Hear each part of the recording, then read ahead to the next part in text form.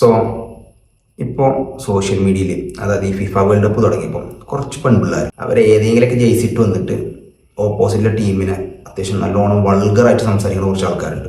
പ്രത്യേകിച്ച് ലെജൻഡായ Cristiano, Messi ഇവരൊക്കെ പറ്റിയാണ് സംസാരിക്കുന്നത്. ഇതുവരെ വരാത്ത ആൾക്കാർ ഈ വേൾഡ് കപ്പ് വന്നപ്പോൾ ഇവരെ പറ്റി സംസാരിക്കുന്നത് നിങ്ങൾ മനസ്സിലാക്കുക. അത് റീച്ചിന് വേണ്ടിയാണ്.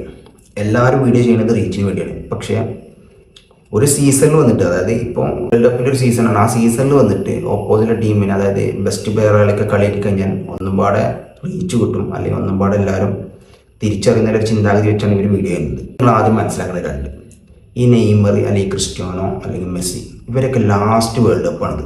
സോ നമ്മൾ ഡിബേറ്റ് ചെയ്യാം, മാന്യമായിട്ട് അങ്ങോട്ടും ഇങ്ങോട്ടും ഡിബേറ്റ് ചെയ്യാം. ഇവരൊക്കെ വിരമിച്ച് കഴിഞ്ഞ് കഴിഞ്ഞാൽ അടുത്ത വേൾഡ് കപ്പിൽ നമ്മൾ ഇത്രയും ഇമ്പോർട്ടൻ്റ് കൊടുക്കുമോ? എനിക്ക് തോന്നുന്നില്ല കൊടുക്കുമെന്ന്.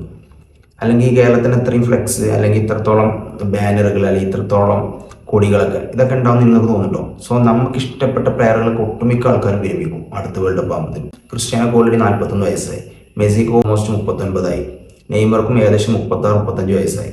സോ ഇവരെ പ്രൈം ടൈമിൽ ഇവർ കാണിക്കേണ്ടതൊക്കെ കാണിച്ചു, ഇവർ നേടേണ്ടതൊക്കെ നേടിക്കണം. സോ ഇനി ഇവർക്ക് ആരോടും പ്രൂവ് ചെയ്യേണ്ട ആവശ്യമില്ല.